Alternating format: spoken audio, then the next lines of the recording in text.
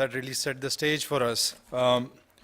Next, I'd like to invite to the podium Srikanth Nadhamuni, who's the chairman for eGovernments Foundation. He is also a co-founder and CEO of Khosla Labs, a position that he is working in currently. He is head of technology at UIDAI. He's been, and he's been director of engineering at Healthion, several leadership positions and different types of technologies and domains. So please, I invite Srikanth over for a keynote address for us. Thank you, Srikanth. Turn on my Yes. deck? Can you turn that on? Yes. 1 second. Hi, morning. It's great to be here. It took me more than an hour to get here from home. So let's talk a little bit about that. As he said, my background is not in governance. Knew very little about cities. I'm a chip designer, spent many years in California at Intel and Sun and other companies, and built a bunch of internet startups, and moved to India in 2002 and decided to work on urban governance and municipal e-governance, and partnered with Nadhamuni, who was then the CEO of Infosys, to start this organization called the eGovernments Foundation. Since then, it's about 12 years ago, we've been working on urban governance, and I'll tell you the story. India is growing very rapidly. In 1951, we had 5 cities with 1 million population. 2011, we have 53 cities with 1 million population. Oh gosh, it's sort of moving by itself. Can we, I think maybe something is happening with your, all right. Okay. So anyway, we are growing fast, and it looks like we'll have a lot of large cities. But if you look at the, oh gosh, you know what? Okay, I'm just going to do that. Maybe that'll stop it from gliding down. But it's not necessarily a bad thing. A lot of us look at this urbanization and go, that's terrible. I actually think with the population we have, and the fact that cities in the country use less than 3% of the land, it's probably a very efficient way to get a lot of people the infrastructure, the services that they need. Because I don't believe that we can create that kind of infrastructure across every village in the country. Economic output, 63% of the GDP comes from these cities.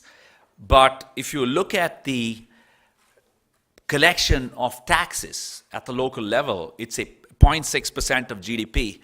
Mr. Ravindra is here. In fact, he wrote the seminal paper on property tax in the country. He held conferences on the topic alone, and in fact has written extensively about it. But what we can see is a lot of people in urban areas contributing a lot to the economy, but very low local taxes. And there's a trickle down from the center and state to the local level. So we need to increase our local revenues to improve governance. The infrastructure is unable to keep pace with the growth of our cities. Okay, and this is a global phenomenon. I mean, the growth of cities and urbanization, and garbage is piling up. I mean, 6 months ago, we had this long debate in Bangalore about our garbage piling up. Roads, we have huge problems. It took me more than an hour to get here. Water, electricity, and so on. So how do you deal with all of this stuff? Okay, we'll share with you some of our own learnings on what eGov did. So we set up this NGO many years ago, and we said, let's focus on, robust systems that can run municipalities. That is, when I started looking at cities at that time in 2002, large cities, metros, were running their accounting systems in leather-bound books. You cannot, possibly deliver services to millions of people doing that. It's not scalable. While you have, small companies with 10 and 12 people running accounting systems, right, on little PCs and so on. So you need to improve. You need to have robust systems to do that. We need to bring accountability and transparency into the system, and IT can do that, putting up websites, having online data, and so on. Citizen online services. Even though not all Indians have PCs and connectivity, when we launched the property tax online payment system in Delhi, 40% of Delhi paid tax in less than 2 months using our online system. And at that time, at least, 40% of Delhi was not connected. So how did they do that? That's because it's jugaad. People would go to little cyber kiosks where somebody had access, and they would pay because they did not want to go and stand in line at the city's tax counters. Right? So I think if we deliver stuff online, people will use it, whether they have their own capability or they use someone else's capability to do so. And finally, I'm going to talk a little bit about data-driven governance. I'll talk to you about what we're building right now, a couple of products we're building towards how to improve decision-making in our cities using data. We have built a suite of products. I don't know, it's about 15 or 16 products. And on the top left, you see the revenue modules. Property tax is the single largest source of revenue in the cities, and the other, land and estate and license taxes and so on. On the right, in the blue colored boxes, you see the expenditure modules. The number one source of expenditure is works management, or works, civic works, and payroll can be quite large as well. Municipal Corporation of Delhi has more than 100,000 employees. 60% of their expenditure is on payroll, right? So payroll is also a big expenditure. And of course, on the lower right, you have citizen modules such as grievance redressal, birth and death certification, and so on and so forth. And at the lower left, you have administrative modules, employee management, file management, legal case management, and so on. But if you were to strip all this down and say, what is the smallest number of things that I can implement to improve my city, then those would be these. Property tax, you need to improve the revenue of your city. Otherwise, you're not going to have parks and tennis courts, let alone, we need roads and water, but we don't have the money to do that, right? And works management, as I said, is works and payroll are large expenditures of the city. And finally, we found that the public grievance module is where you really figure out what the people need. And in fact, Jessica Seddon, who's here, and I wrote a paper on public grievance and redressal across the state of Karnataka. We studied some 400,000 complaints, and it had very, very interesting details that came out of it. And we found that this data-driven approach for figuring out what the problems are is the way the city needs to go, and the state too, with respect to decision-making as well as budgeting. Many times, these kind of systems are built and they're siloed. You have an accounting system that doesn't talk to the engineering department. You have a revenue system that collects tax, but the building plan approval, which comes from the engineering department, hasn't assigned a number to the property and so on. So you need an integrated set of systems. And in fact, we've spent a lot of time integrating all our packages to ensure that, when property tax is collected, it automatically puts an entry into the financial accounting system. In fact, we looked at what is the impact of all this work for the last 12 years. So obviously, these systems that we have rolled out in now 275 cities across the country, from Delhi to Chennai, our IT systems are running. Our works management modules have, sort of processed 31,000 work orders amounting to some 4,800 crores. We are tracking 44 lakh properties. And in Karnataka alone, we created a cadastral GIS of 28 lakh properties on the ground, which was a really, really arduous exercise. We worked with the Survey of India doing that. And, our systems have collected over 3,800 crores, in property tax collections across the state. On financial accounting, over 69 lakh financial vouchers, that's 6.9 million financial vouchers have been passed, and more than 5 lakh payments amounting to 27,000 crores. There is a extra zero out there. So you can obviously see these systems have run at very large scale. They've run at very large cities. And especially in property tax, after we did this exercise in Karnataka, I'll give you an example. Mahadevpura, the Whitefield area, saw a 800% increase in property tax collection within a 2-year period. Okay, in many of the cities, my hometown is Mysore, saw 25% to 40% increase in assessed properties because a lot of them were not assessed. They were not in the DCB registers of the city, right? And that's because we did a cadastral mapping. We went about mapping every property in the city, right? There's a lot more detail. I don't have much time to go over this, but suffice it to say that these systems can have a large impact on the city, not just for collecting taxes, but for also redressing problems of the city, bringing online access and convenience to the citizen, and improving governance in the city as a whole. In fact, talking about, since Jessica is here, let me ask you guys a question, okay? This is sort of very interesting. All the 57 cities in Karnataka had the exact same problem, the number one problem, according to the public grievance and redressal module that we ran. Can anyone of you here guess what that problem of all the cities was? Water? Nope, that wasn't it. Good roads? No, wasn't roads, wasn't garbage either. Anybody?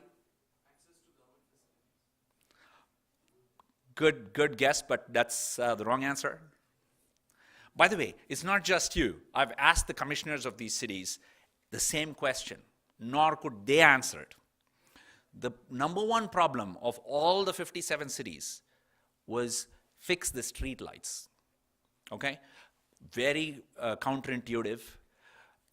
Most people think they know what the problems of the city are and where money has to be spent, but the data says fix the streetlights. So why I bring up this example is, while we all have our own opinions on what needs to be fixed and what our pet problems are, data cannot lie.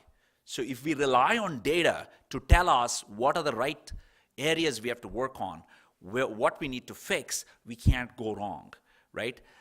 I can go on. You can't desilt every drain in the city. And during a monsoon, every time we have problems, every year, right? But if you can figure out where's the 20/80 rule working, can you fix the 20% of the city where 80% of the people are being affected? And that could also be driven by data, and we have some tools that do that. So we've built the latest two products that we are building. One is the Smart City Dashboard, and the other is the Smart City Mobility Solution to take everything to the ground using smartphones and tablets. And this is actually the city of Chennai, and you see GIS maps on top, ward-level GIS maps that talk about not only property tax collections, but also of the grievance, what kind of problems they're having, right? On the top right, you're looking at, I think, that's property tax data. And their demand this year is about 11 crores. That's 11 lakh properties. Their demand is 522 crores. Their collection up to now, this is, by the way, real-time data, is 195 crores. They still have to collect 326 crores in the rest of the year, and half the year is already gone.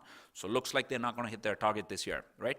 But this is data that we can go down to ward level, we can go down to street level and figure out what's happening. And you can really make your decisions based on this data. On the lower right, you're looking at, again, public grievance data. I was just looking at it yesterday along with Manu, who's here. There was a spike in September in Chennai complaints. There was like a real jump. And I was asking him, what is that spike? And I think he's got a snapshot of, yes. And he showed me this from the dashboard tool. You see the green stuff takes off, whereas everything else is more or less parallel. And that green portion is stagnant water, okay, in Chennai. And we found out in the lower part of the city, I forget which area it is, there is a lot of stagnant water. Which area was that? Velachery. In the Velachery area, there's a lot of stagnant water, and that resulted in this problem. And of course, there's more to it, and we looked at the redressal rates as well, which is really picked up, and they've actually swung into action. But being able to focus and figure out exactly where those problems are and where they're coming from really helps in resolving these things. And this shows you the ward of Alvarpet in Chennai. Okay, a wealthy ward. So the top shows you the demand collection and balance, the DCB register in a visual GIS manner, and it very clearly shows that they're not collecting enough, even though it's a wealthy part of town. The balance is very high. It's on the right, top right. So, you know, I can go on about this, but what I'd like to say is when I see commissioners and administrators of the city running around firefighting to try and solve problems of our city, whether it's garbage or water or electricity, if we don't have this kind of decision-making dashboards and data, I think the seat of the pants sort of decision-making, sitting around in a room is not going to solve our problems. I think urbanization is a good thing.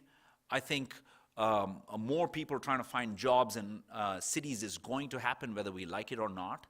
And if we can use tools such as these to try and actually deal with that problem and be able to accommodate more people to better infrastructure, I think we'll do a lot better. So lastly, in summary, we need to implement robust municipal IT systems, whether it's the engineering department, revenue department, and so on. Bring citizen convenience through online services. People will figure out how to use online services, even though they don't have access to it themselves. Bring transparency and accountability through real-time data. Build citizens' participation. By the way, there's very little that's happened here. Other than RTI, the SOMOTO disclosure clause is more or less been abandoned. Section 4, that ought to be on the websites of the city. Run an integrated smart city dashboard for overall coordination and efficiency. And finally, tackle network problems. We are not even close to tackling the last ones. We are still at the one before that. With that, thank you very much.